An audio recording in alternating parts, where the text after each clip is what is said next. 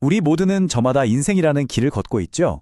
그런데 그 길 위에서 나만의 발자국을 남겨서 다른 사람의 이정표가 되는 사람은 과연 얼마나 될까요?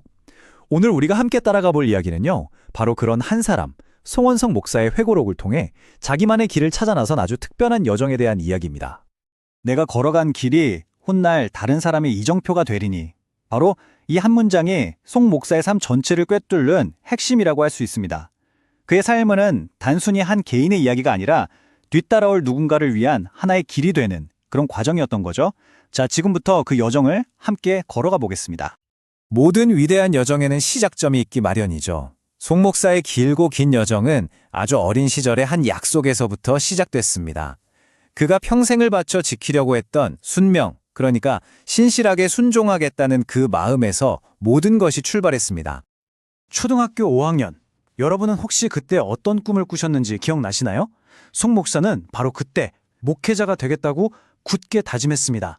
어찌 보면 정말 단순한 이 약속이 그의 평생을 이끄는 절대 흔들리지 않는 별과 같은 존재가 된 겁니다. 참 흥미로운 점은요. 그의 정체성이 두 개의 호, 그러니까 필명에 고스란히 담겨 있다는 거예요. 하나는 은혜를 짓는 사람이라는 뜻의 작은, 그리고 다른 하나는 아름다움을 경작하는 사람이라는 뜻의 가경입니다. 이 두 이름 속에 신을 향한 사명과 사람을 향한 애정, 그의 두 가지 소명이 완벽하게 녹아 있는 거죠. 하지만 그 약속을 지키는 길이 마냥 순탄하기만 했을까요? 전혀 아니었습니다. 그의 앞에는 말 그대로 광야라고 부를 만한 정말 끝이 보이지 않는 시련이 기다리고 있었죠. 어린 시절의 그 맹세가 매 순간 시험대에 오르는 아주 혹독한 시간이었습니다. 그의 고난의 여정은 그야말로 대륙을 넘나들었습니다. 희망을 안고 떠난 캐나다에서는 좌절을 맛봤고요. LA에서는 끔찍한 가난과 압박에 시달려야 했습니다.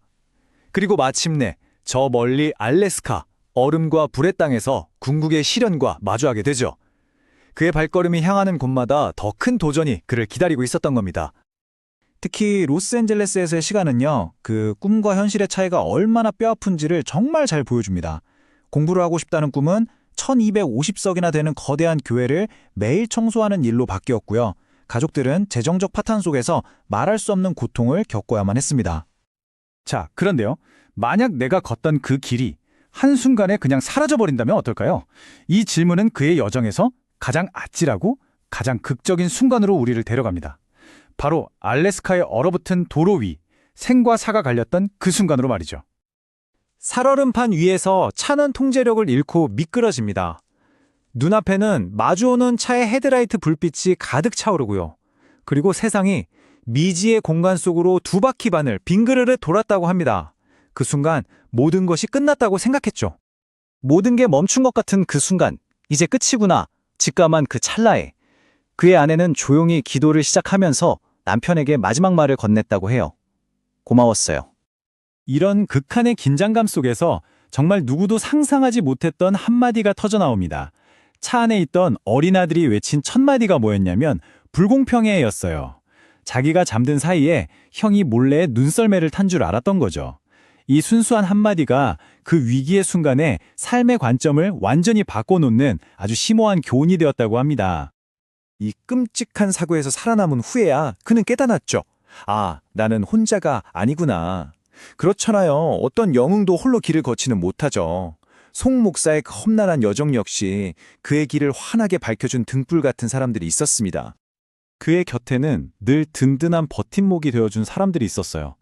언제나 신앙의 본보기가 되어주셨던 부모님, 또 자신의 모든 것을 희생하며 헌신했던 아내, 그리고 인생의 지혜를 나눠준 멘토들까지. 이들이 없었다면 아마 그 광야를 버텨내지 못했을 겁니다. 가끔은요, 따뜻한 위로보다 이런 냉철한 조언이 사람을 더 단단하게 만들죠. 한 멘토가 건넨 이 말, 사람에게 기대지 말고 신의 은혜와 스스로의 실력을 믿으라는 이 뼈아픈 지혜가 그를 진정한 리더로 성장시키는 계기가 되었습니다. 자, 그럼 이 모든 시련과 만남을 통해서 그는 결국 무엇을 남기게 되었을까요? 그의 여정은 마침내 하나의 유산으로 모아집니다. 이건 단지 그의 가족만을 위한 게 아니라 오늘날 자신만의 길을 찾고 있는 바로 우리 모두를 위한 지혜의 유산입니다. 20년이라는 긴 타지 생활을 정리하고 한국으로 돌아온 그는요, 자신의 그 파란만장했던 삶을 되돌아보면서 다음 세대를 위한 어떤 지혜를 남길 수 있을까 고민하기 시작했습니다. 그리고 그 결과물이 나오게 되죠. 그가 20년의 여정 끝에 정리한 4가지 원칙은 오늘을 사는 우리에게도 정말 큰 울림을 줍니다. 첫째, 목표를 분명히 해라. 둘째, 시간을 소중히 여겨라. 셋째, 관계를 잘 가꿔라. 그리고 마지막으로 평생 배우는 자세를 잃지 말라. 이것이 바로 그가 온몸으로 겪어내며 얻은 삶의 지혜인 거죠. 그래서 이제 마지막으로 이 질문을 우리 자신에게 한번 던져봤으면 좋겠습니다. 나는 지금 누구의 발자취를 따르고 있는가? 그리고 더 중요하게는 나는 과연 어떤 발자취를 남기게 될 것인가? 결국 우리가 오늘 걷는 이 길이 언젠가는 다른 누군가의 이정표가 될 테니까요.